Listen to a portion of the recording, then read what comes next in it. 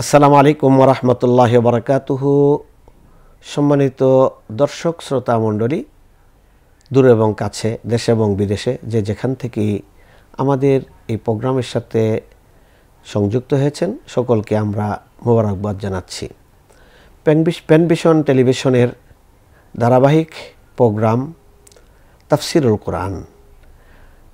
আজকের এই পর্বে আমরা 197 থেকে নিয়ে 203 নম্বর আয়াত পর্যন্ত আমরা তাফসির উপস্থাপন করব ইনশাআল্লাহ। এখানেও আমরা পূর্ববর্তী আলোচনায় হজের বিধিবিধান নিয়ে আলোচনা করেছিলাম। এখানেও হজের আলোচনারই কিছু অংশ এবং আরও কিছু খুঁটিনাটি বিষয়, করণীয় কিছু রসম রেওয়াজ, এগুলোকে আল্লাহ রাব্বুল আলামিন নিষেধ করে দিয়েছেন। আবার কিছু ভুল ভ্রান্তি অথবা যেগুলো বর্জনীয়, সেগুলোকে আল্লাহ রাব্বুল আলামিন করণীয়, সেগুলোকে করতে বলেছেন। এই বিষয়গুলো নিয়ে আমরা এখানে আলোচনা করছি। আউযু বিল্লাহি মিনাশ শাইতানির রাজীম। আল হাজ্জু আশহুরুম মালুমাত ফামান ফারাদা ফীহিন্নাল হাজ্জা ফালা রাফাথা ওয়ালা ফুসুক ولا جدال في الحج وما تفعلوا من خير يعلمه الله وتزودوا فإن خير الزاد التقوى واتقون يا أولي الألباب।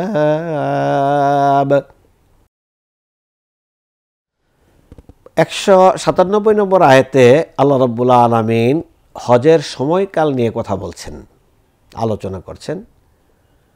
সেটা বলছেন, আল হাজ্জু আশহুরুম মালুমাত, হজের জন্য রয়েছে নির্ধারিত মাসসমূহ। ফামান ফারাদা ফীহিন্নাল হাজ্জা, এরই মধ্যে যারা, এই মাসগুলোর মধ্যে যারা হজ আদায়কে স্থির করলো, অর্থাৎ এহরাম বাঁধল, ফালা রাফাথা ওয়ালা ফুসুক, তারা কোনো অবস্থাতে স্ত্রী সম্ভোগ করবে না, ওয়ালা ফুসুক, অন্যায় আচরণ করবে না, ওয়ালা জিদালা ফিল হজ, এবং এই হজের মধ্যে তারা ঝগড়া কলহ বিবাদও করবে না। ওমা তাফআলু মিন খায়রিন ইয়ালামুহুল্লাহ, তোমরা উত্তম কাজগুলোর মধ্যে থেকে যাই করো সে ব্যাপারে আল্লাহ রাব্বুল আলামিন অবগত রয়েছেন। ওয়াতাজাওয়াদু ফাইন্না খায়রাজ যাদিত তাকওয়া, আর তোমরা পাথেয় সংগ্রহ করো, আর সর্বোত্তম পাথে হলো তাকওয়া। ওয়াত্তাকুন ইয়া উলিল আলবাব, আর তোমরা ওহে বুদ্ধিসম্পন্ন ব্যক্তিগণ, তোমরা তাকওয়া অবলম্বন করো, আমারই তাকওয়া অবলম্বন করো। তাহলে এই আয়াতে আমরা প্রথমের যে বিধানটা পাই, সেই বিধানের নাম হলো যে হজের মাস রয়েছে। এই মাস সম্পর্কে আমরা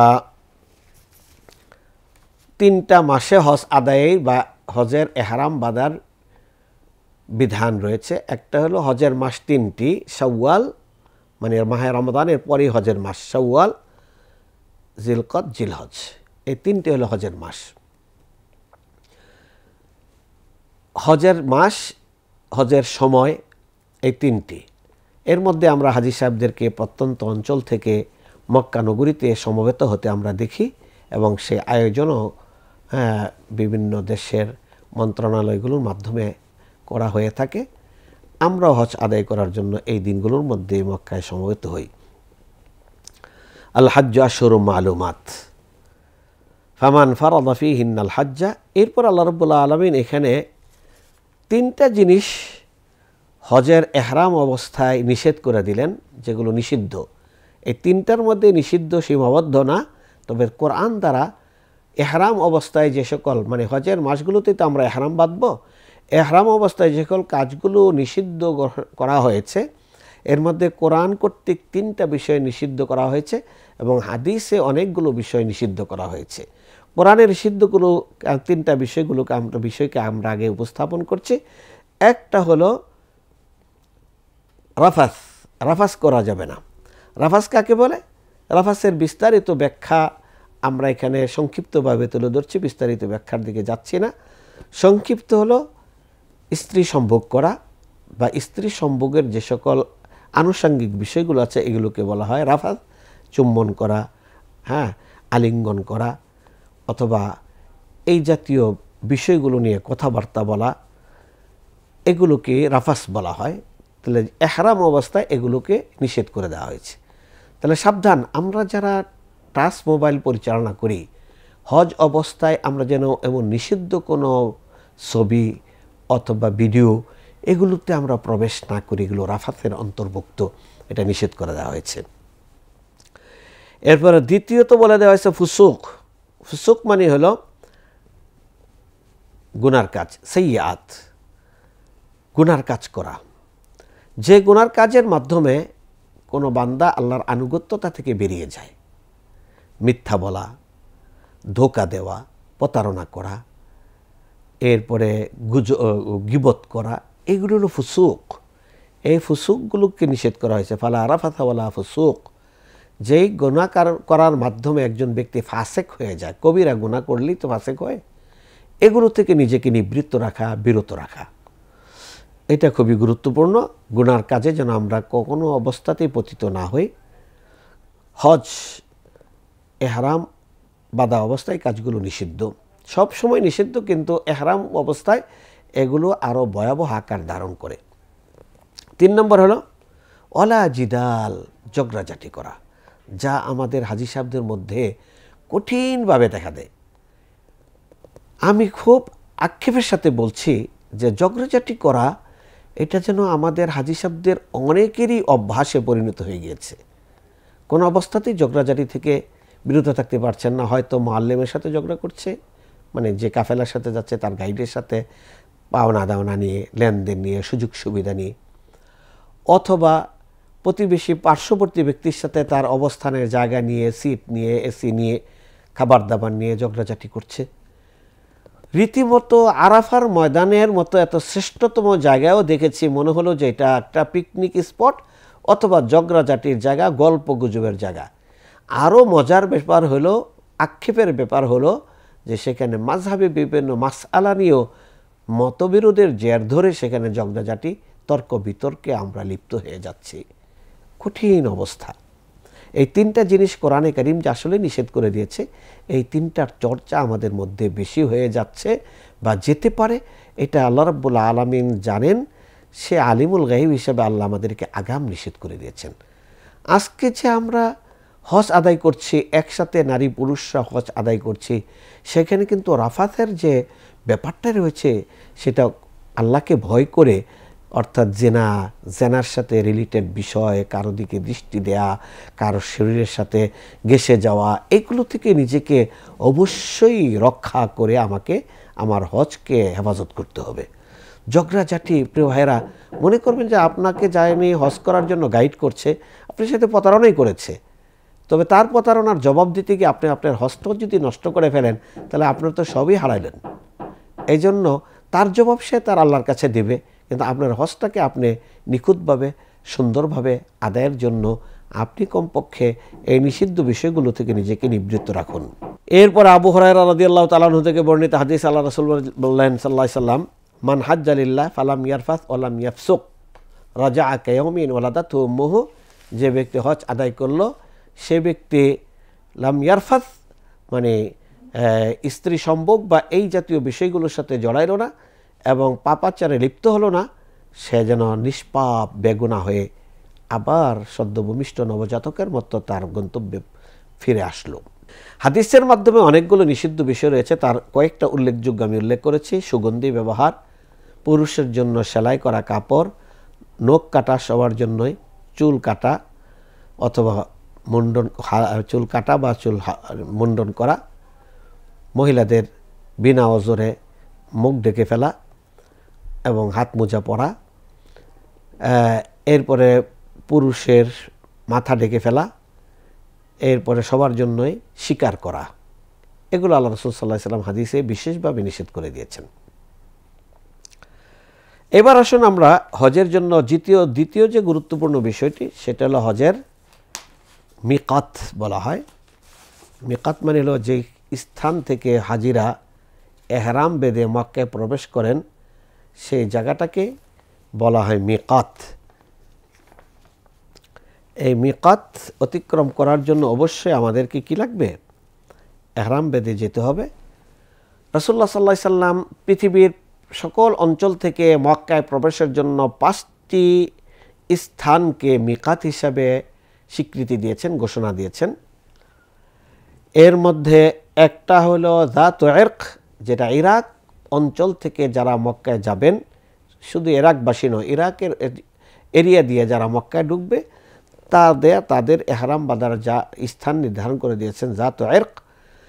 ইয়ামান অঞ্চল দিয়ে যারা মক্কায় প্রবেশ করবে, সারা যে অঞ্চলের মানুষ হোক, মক্কায় প্রবেশের সময় যখন ইয়ামান অঞ্চল দিয়ে যাবে, তারা ইয়ালামলাম একটি পাহাড়ের নাম, সেখান থেকে তারা এহরাম বাঁধবে। মদিনা থেকে বা মদিনার পথ ধরে যারা মক্কায় প্রবেশ করবেন, যে অঞ্চলের লোকই তিনি হন না কেন, তারা এহরাম বাঁধবেন জুল হুলাইফা থেকে। জুল হুলাইফা শাম বা সিরিয়া অঞ্চল থেকে যারা মক্কা প্রবেশ করবেন, তাদের জন্য আল্লাহ রাসূল সাল্লাল্লাহু আলাইহি সাল্লাম যে এহরামের স্থানটা নির্ধারণ করে দিয়েছেন, সেটার নাম হয়েছে জুহফা। নাজদ অঞ্চল থেকে যারা মক্কা প্রবেশ করবে, তাদের জন্য আল্লাহ রাসূল সাল্লাল্লাহু আলাইহি সাল্লাম যে এহরাম বাঁধার স্থানটি নির্ধারণ করে দিয়েছেন, সেটা হলো কারনুল মানাজিল। এই 5টি স্থান মক্কা প্রবেশের জন্য নির্ধারণ করেছেন। মক্কার অধিবাসী যারা, তারা যদি হজ আদায় করতে চান, তাহলে তিনি হারাম অঞ্চলের বাহিরে যাবেন। আর মক্কার সবচেয়ে কাছে হারাম অঞ্চলের বাহিরের জায়গার নাম হলো মসজিদে তানঈম, যেটা মসজিদে আয়েশা বলা হয়। এটা হারামের ভিতরে না, বাহিরের এরিয়ায়।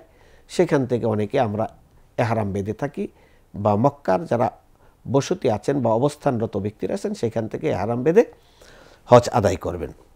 যারা মিকাতের ভিতরে এবং হারামের বাহিরে আছেন, তারা তার বাড়িঘর থেকে এহরাম বেঁধে বেরিয়ে যাবেন। এই ছিল আমাদের এহরামের স্থানগুলো নিয়ে আলোচনা করা। সময় নিয়ে আমরা বলেছি 3টা মাস হলো হজের সময়। এই 3 মাস অর্থাৎ জিলহজ মাসের প্রথম 8-9 দিনের মধ্যে তিনি এহরাম বাঁধতে পারবেন, আর শাওয়ালের মধ্যে এহরাম বাঁধতে পারবেন, জিলকাদের মধ্যে বাঁধতে পারবেন এহরাম। এই হলো মোটামুটি আমাদের হজ আদায়ের জন্য। এখন কোনো ব্যক্তি যদি মিকাত অতিক্রম করে ফেলে হজ উমরা আদায়ের জন্য, কিন্তু তিনি এহরাম বাঁধলেন না, তার জন্য করণীয় কি? এটা সর্বসম্মতভাবে এহরাম ছাড়া হাজিদের জন্য মিকাত অতিক্রম করার বৈধতা নেই। তাই এখানে 2টা পথ তার জন্য খোলা রয়েছে। একটা হলো তিনি আবার ফিরে আসবেন, এসে মিকাত থেকে এহরাম বেঁধে আবার যাবেন। আর দ্বিতীয় মত হলো, তিনি যদি আসতে নাই পারেন, তাহলে তার জন্য একটা দম দিতে হবে, অর্থাৎ কুরবানি করতে হবে, যে কুরবানি করে মক্কার মধ্যে এটাকে ডিস্ট্রিবিউশন করে দিবেন। এই ছিল আমাদের এহরাম নিয়ে আলোচনা। 197 নম্বর আয়াতের এই অংশের একটি শানানুজুল বর্ণিত রয়েছে আব্দুল্লাহ বিন আব্বাস রাদিয়াল্লাহু আনহুমা থেকে, ওয়াতাজাওয়াদু ফাইন্না খায়রাজ যাদিত তাকওয়া। আব্দুল্লাহ বিন আব্বাস রাদিয়াল্লাহু আনহুমা বলতেছেন, ইয়ামানবাসী হজের জন্য তারা আসতো, কিন্তু তারা হজের পাথেও সংগ্রহ করে নিয়ে আসতো না। আর তারা বলতো, নাহনুল মুতাওয়াক্কিলুন আলাল্লাহ, আমরা আল্লাহর উপর তাওয়াক্কুলকারী। আর পক্ষান্তরে ফায়াস আলুন আন্নাস, মানুষের কাছে তারা হাত পাতত, সুয়াল করত, ভিক্ষা বৃত্তি করত। আল্লাহ রাব্বুল আলামিন আয়াতের এই অংশ নাজিল করে তাদের কাজ যে তাকওয়ার মানদণ্ডে উন্নীত নয়, সেটা বুঝাই দিলেন। অতাজাওয়াদু ফাইন্না খায়রাজ যাদিত তাকওয়া, তোমরা পাথেয় সংগ্রহ করে আসো, সর্বোত্তম তাকওয়া হলো আল্লাহকে ভয় করা। তাহলে আল্লাহর ভয়টা অত্যন্ত গুরুত্বপূর্ণ। আমরা যারা হাজি, হজ করে এসে হাজি পদবি গ্রহণ করে বিভিন্ন জায়গায় আমরা নিজের নামের সাথে আল হাজ সংযুক্ত করে থাকি। আমাদের আল্লাহকে ভয় করে মনে করা উচিত যে আল হাজ এই শব্দটি আমি নামের সাথে সংযুক্ত করা, যদিও শরিয়া অ্যালাউ করে না, এরপর আমার হজ যদি আমাকে চাঁদাবাজি করা, আমাকে অন্যায় অপরাধ করা, লুণ্ঠন করা, মিথ্যা বলা, এরপরে দুর্নীতি করা, জুলুম করা ইত্যাদি থেকে নিবৃত্ত না রাখে, বরং আল হাজ শব্দ লাগিয়ে দাড়ি টুপিকে সাথে নিয়ে আমি যখন অন্যায় করব, সেই অন্যায়ের অপরাধ আল্লাহর কাছে আরও গুরুতর বলে বিবেচিত হবে।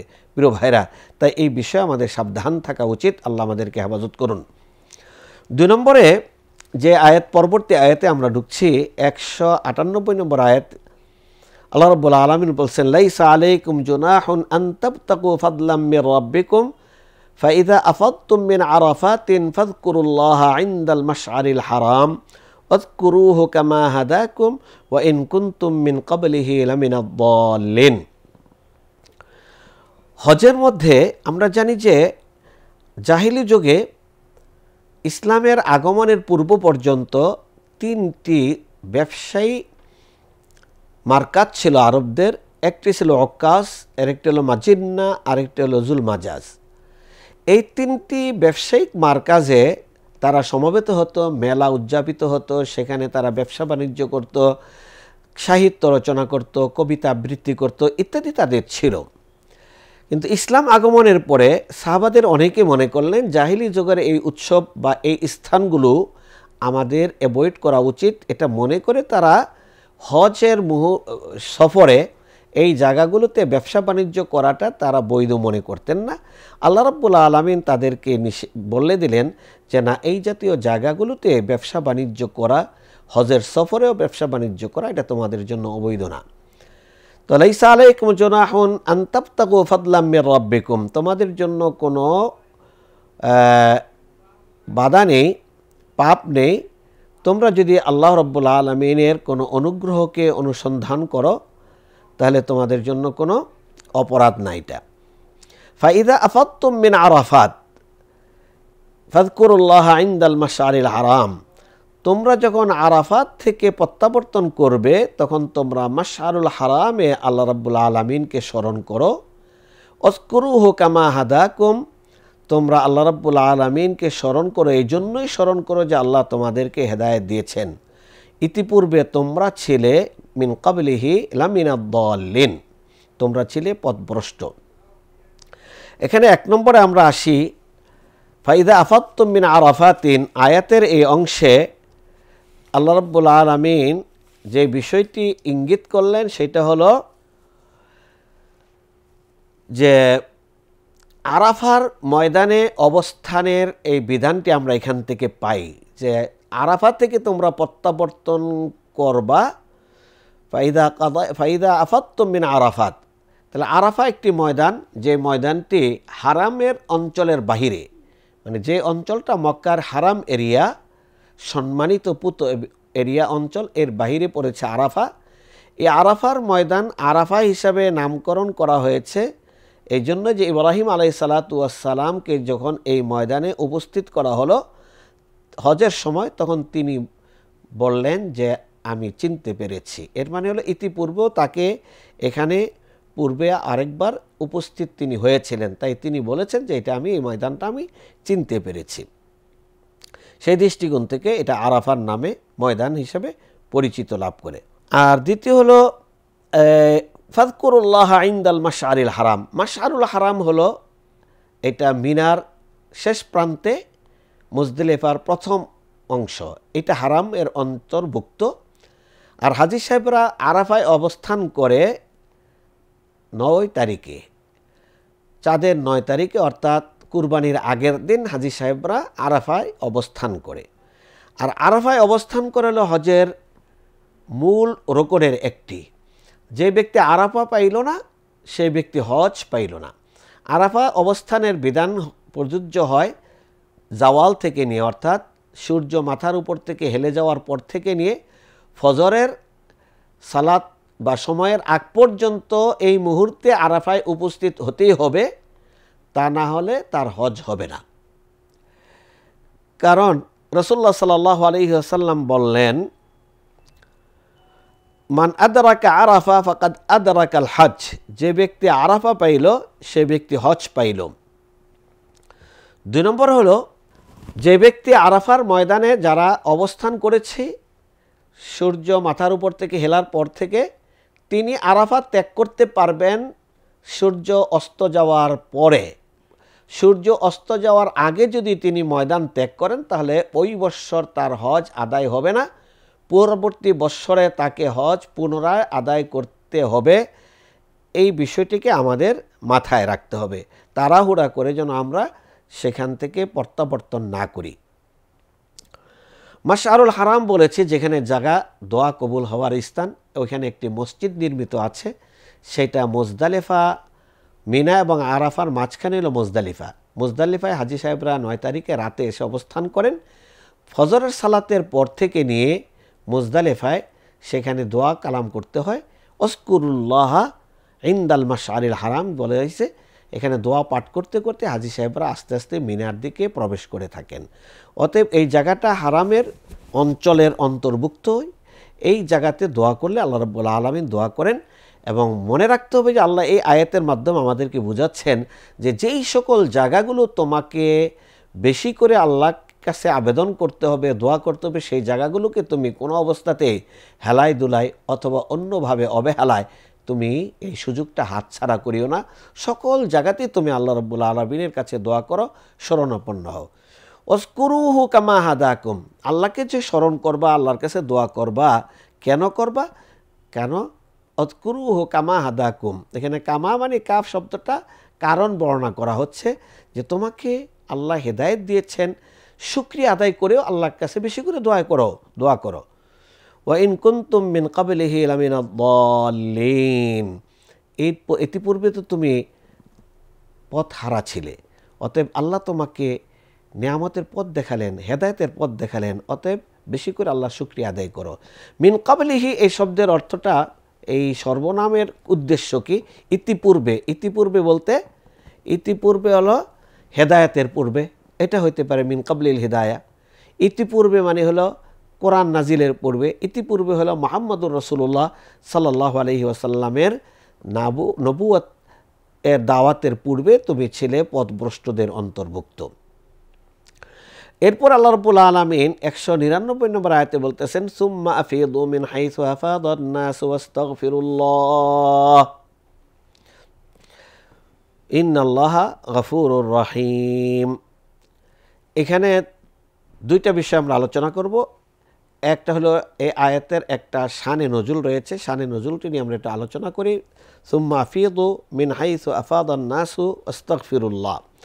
আয়েশা রাদিয়াল্লাহু তাআলা আনহা বলতেছেন, কুরাইশরা অত্যন্ত বেশি তারা এবং তাদের গোত্রের লোকেরা বা আশেপাশের লোকেরা তারা মুজদালিফায় অবস্থান করত, আরাফায় তারা যেত না।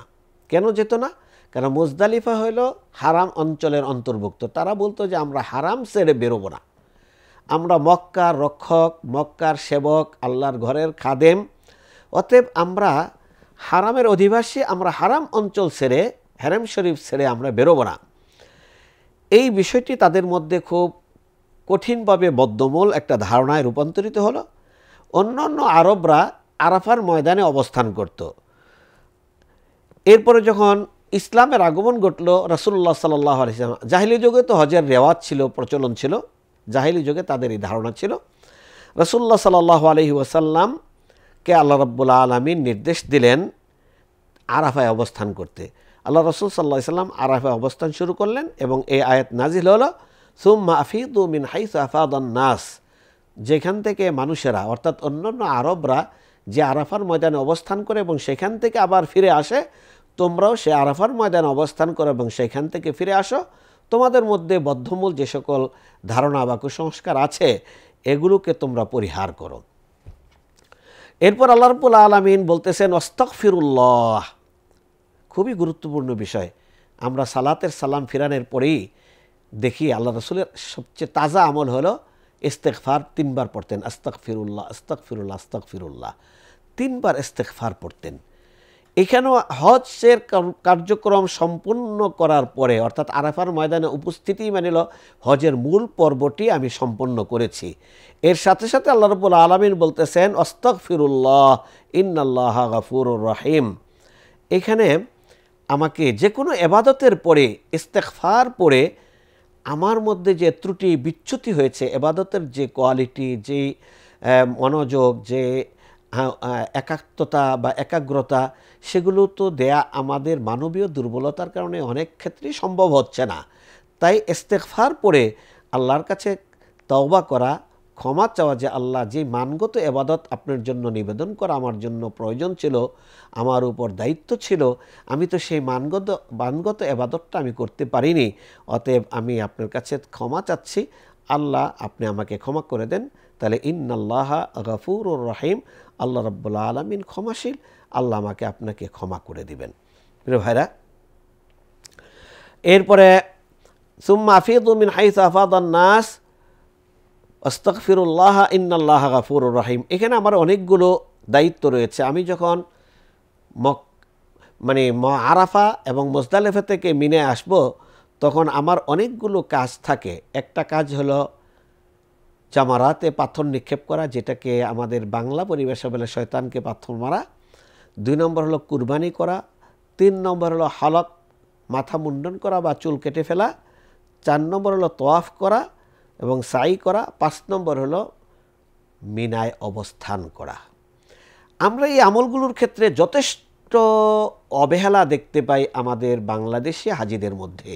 বিশেষ করে মিনায় অবস্থানটার ব্যাপারে এত বেশি শিথিলতা আমাদের, যে আমি নিজেও প্রত্যক্ষ করেছি। আমার পার্শ্ববর্তী অনেক ভাইকে আমরা তাবু শূন্য পেয়েছি মিনায় অবস্থানের রজনীগুলোতে। 1-2 জন একেবারে, আমরা বলতে পারি যে 30% লোক হয়তো মিনায় অবস্থান করে, বা 40%, 50%ও না, তারা মিনায় অবস্থান করে না। অথচ মিনায় অবস্থান করাটা হজের একটা বড় স্পিরিটের অন্তর্ভুক্ত। আর আমি একজনের জিজ্ঞাসা করলাম যে তিনি মিনায় আসলেন ফজরের সালাতের পরে, মাবিত করতে হয়, একদিনের জন্য হলে, তার জন্য এক্সট্রা কোনো ডিউটি না থাকে, দায়িত্ব না থাকে। তিনি যেমন হজের সেবা দান করার জন্য গিয়েছেন, হজ আদায় করেছেন, তার ডিউটি মক্কায়, সেই ক্ষেত্রে আল্লাহ মাফ করবেন। এখানে 3টা রাত রয়েছে, বা বিশেষ করে 2টা রজনী, 11 তারিখ দিবাগত রাত, 12 তারিখ, এই 2 রাতের কোনো একটা রাত হইলেও মিনায় অবস্থান করা, এটা অত্যন্ত গুরুত্বপূর্ণ। অতএব কারো ফতুয়ায়, কোনো মাযহাবের ফতুয়ার বাউন্ডারিতে আপনার হজটাকে নিয়ে আসবেন না, এই ব্যাপারে আমরা আবেদন করছি, অনুরোধ জানাচ্ছি, আপনাদেরকে আহ্বান জানাচ্ছি।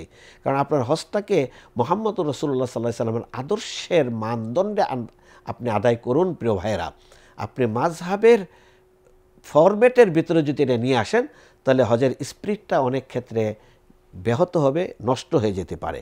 তাই এই বিষয়টি আমাদের জন্য অত্যন্ত গুরুত্বের সাথে লক্ষ্য রাখা উচিত। এরপর আল্লাহ রাব্বুল আলামিন বলতেছেন, فَإِذَا قَضَيْتُم مَّنَاسِكَكُمْ فَاذْكُرُوا اللَّهَ كَذِكْرِكُمْ آبَاءَكُمْ أَوْ أَشَدَّ ذِكْرًا فَمِنَ النَّاسِ مَن يَقُولُ رَبَّنَا آتِنَا فِي الدُّنْيَا حَسَنَةً وَمَا لَهُ فِي الْآخِرَةِ مِنْ خَلَاقٍ। তুমি যখন তোমার মানাসিক অর্থ হলো হজের বিধিবিধান, এটা নিয়ে আমরা আগেও অনেকবার আলোচনা করেছি।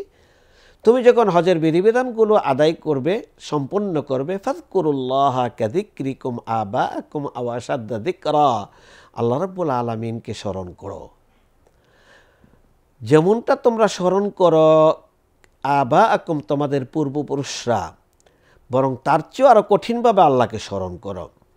এখানে বিষয়টা ছিল, প্রেক্ষাপটটা ছিল আয়াতের, যে জাহিলি যুগের লোকেরা হজ আদায় করে পরস্পরে তারা পূর্বপুরুষদের বীরত্ব, গৌরব গাথা, ইতিহাস নিয়ে তারা গর্ববোধ করত, আলোচনায় মেতে উঠত।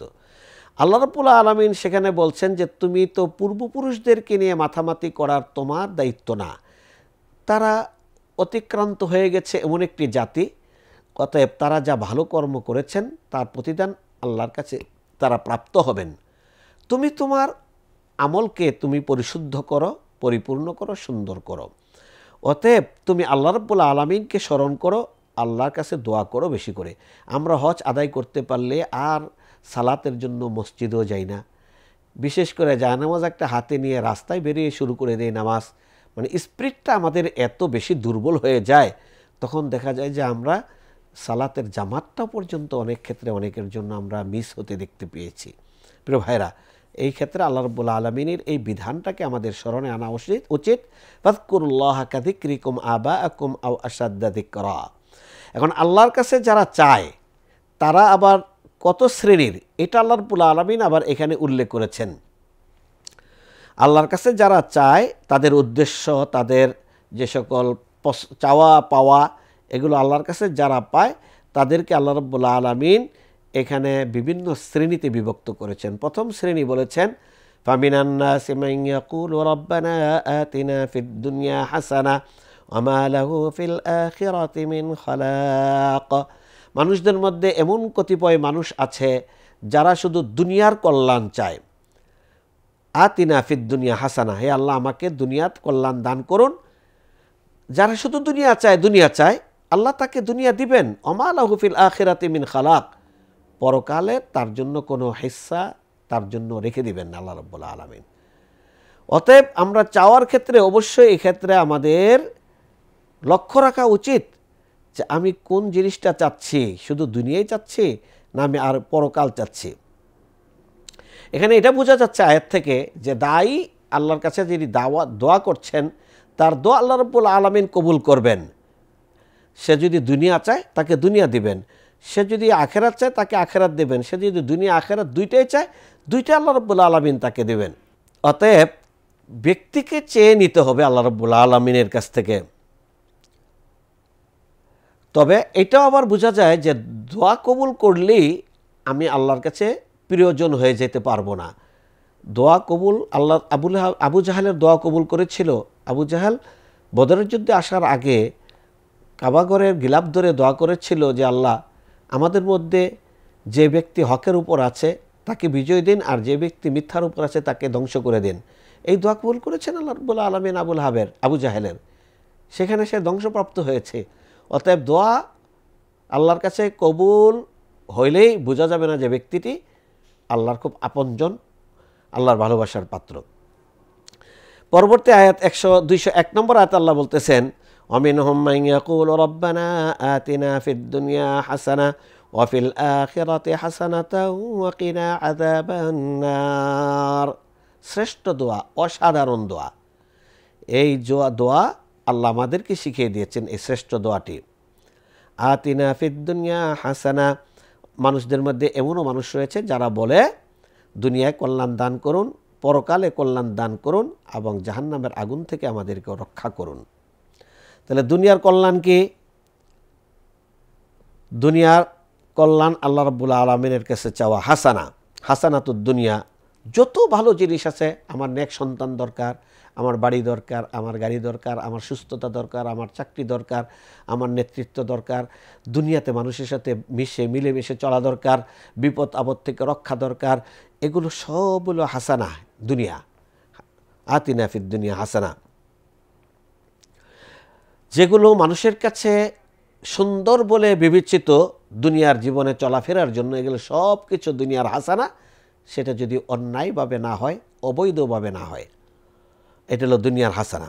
আর হাসানাতুল আখিরা হলো যেমন আমার মৃত্যুটা যেন আল্লাহ শান্তি সুন্দর একটা মৃত্যু হয়, আমার মৃত্যু যেন সুখময় হয়, আমার মৃত্যুর কষ্ট যেন লাঘব হয়, কবর আযাব যেন আমাকে মাফ করে দেওয়া হয়, হাসরের ময়দানে যেন আমি ভিআইপি প্যান্ডেলে স্থান করে নিতে পারি এবং পরকালের আযাব থেকে যেন আমি রক্ষা পাই। এগুলো আখিরাতে হাসানা, দুনিয়ার হাসানা, আখিরাতে হাসানা।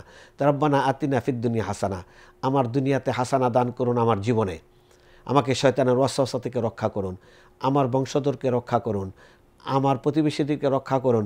দুনিয়ার যত হাসানা আছে, আমার অসুস্থতা থেকে আমাকে হেফাজত করুন, হারাম থেকে আমাকে হেফাজত করুন, গীবত থেকে হেফাজত করুন, জুলুম থেকে হেফাজত করুন। এগুলো দুনিয়ার হাসানা। শ্রেষ্ঠ দোয়াটি আল্লাহ রাব্বুল আলামিন আমাদেরকে শিখিয়ে দিলেন। এরপর আল্লাহ বলতেছেন এই দোয়া যারা করবে উলাইকা লাহুম নাসীবুম মিম্মা কাসাবু আল্লাহু সারিউল হিসাব, তারা যা অর্জন করেছে তার প্রাপ্য অংশ তাদেরই। আমরা যা অর্জন করব, আমরা যদি দুনিয়া অর্জন করি সেটাও আমার, আখেরাত অর্জন করি আমার, দুনিয়া আখেরাত উভয়টা অর্জন করি সেটাও আমার, প্রাপ্য অংশ আমার। আল্লাহ রাব্বুল আলামিন হিসাব গ্রহণে অত্যন্ত তৎপর, সারিউল হিসাব। আযকুরুল্লাহ ফি আইয়ামিম মা'দুদাত। আল্লাহ রাব্বুল আলামিন এখন শেষ প্রান্তে এসে বলছেন যে মিনায় আমরা অবস্থান করব কিছুদিন। এই মিনায় অবস্থানের মেয়াদ হলো 3 দিন, 11 তারিখ, 12 তারিখ, 13 তারিখ। আযকুরুল্লাহ ফি আইয়ামিম মা'দুদাত, আল্লাহ রাব্বুল আলামিনকে এই হাতে গোনা দিনগুলোতে তোমরা আল্লাহকে বেশি করে স্মরণ করো। আমরা দেখা যায় এত বেশি গল্প গুজবে নিজেদেরকে মাশগুল করে ফেলি, আল্লাহকে স্মরণ করা, আল্লাহর কাছে কিছু চাওয়া, জিকির আজকারে নিজেকে নিয়োজিত রাখা, এই জিনিসগুলো আমরা বেমালুম ভুলে যাই। এই জন্য আল্লাহ বলতেছেন আযকুরুল্লাহ, আবারও বলতেছেন বারবার, এমন এক জায়গায় গিয়েছো, এমন এক প্রোগ্রামে গিয়েছো, এমন এক ইবাদতে গিয়েছো, তুমি এখান থেকে শুধু চেয়ে নিয়ে আসো, বারবার এই সুযোগ পাবে না। জীবনে অনেকে অনেক কষ্টের টাকা দিয়ে হজ করতে যায়। এই জন্য আল্লাহ বলছেন ফামান তাআজ্জালা ফি ইয়াওমাইনি ফালা ইসমা আলাইহি, মিনা যদি কেউ 2 রাত অবস্থান করে ফিরে আসে 1 রাত আগে, তাহলে তার কোনো সমস্যা নাই, তার কোনো গুনাহ নাই, অপরাধ নাই। ওমান তাআখারা ফালা ইসমা আলাইহি লিমান ইত্তাকা, কেউ যদি আরেক রাত অতিরিক্ত অবস্থান করে তার জন্য কোনো সমস্যা নাই। আল্লাহ রাব্বুল আলামিন সেটাও বলে দিয়েছেন, হ্যাঁ, এটা তার জন্য সে তাকওয়া অবলম্বন করে। মানে তৃতীয় দিন অবস্থান করাটাও তাকওয়ারই একটা আমল। ওয়াত্তাকুল্লাহ ওয়ালামু আন্নাকুম ইলাইহি তুহশারুন, আল্লাহকে ভয় করো আর জেনে রাখো আল্লাহর কাছেই তোমাকে জমা করা হবে তোমাদেরকে। অতএব তিনি তোমাদের ভালো কাজের ভালো ফল দিবেন, মন্দ কাজের মন্দ ফল দিবেন। এটা অনেকটা আমাদেরকে সতর্ক করা হলো, আমরা যেন তাকওয়ার নীতিতে আমাদের হজ সহ যাবতীয় আমলগুলোকে আমরা সম্পাদন করি এবং আল্লাহর কাছে আমরা প্রত্যাবর্তিত হব। সেখানে আমাদের সকল আমলের গুণ কোয়ালিটি বিবেচনায় আমাদেরকে সেখানে প্রতিদান দেয়া হবে। প্রিয় ভাইরা, তাই আসুন হজ যারা আদায় করি, আমরা জীবনের মনের ভিতরে একটা বড় ধরনের স্বপ্ন লালন করি যে আল্লাহ জীবনে একবার হলো আপনার ঘর তওয়াফ করা, জিয়ারত করা, মিনা আরাফায় অবস্থান করার আমাকে একটা সুযোগ দান করিয়েন।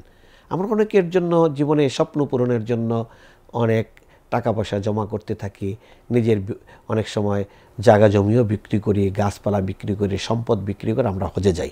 কিন্তু সেই হজটা আদায়ের ক্ষেত্রে আমার যেই পরিমাণ একনিষ্ঠতা, আন্তরিকতা, আল্লাহমুখিতা হওয়া উচিত, সেটা আমরা অনেকে দেখাইতে ব্যর্থ হই, যার কারণে আমাদের হজটা হয়তোবা সেই মানদণ্ডে, তাকওয়ার মানদণ্ডে উন্নীত না হতে পারে। প্রিয় ভাইরা, তাই আসুন আমাদের হজটা যেন তাকওয়ার মানদণ্ডে উন্নীত হয়, এই জন্য বিধিবিধান জেনে আমরা হজটাকে চমৎকারভাবে, নিখুঁতভাবে আমরা আদায় করার জন্য সচেষ্ট হই। আল্লাহ রাব্বুল আলামিন আমাদের সকলকে সেই তৌফিক দান করুন, আমিন। সাল্লাল্লাহুম্মা আলা নবিয়িনা মুহাম্মদ ওয়া আলিহি ওয়া সাহবিহি আজমাইন। আসসালামু আলাইকুম ওয়া রাহমাতুল্লাহি ওয়া বারাকাতুহু।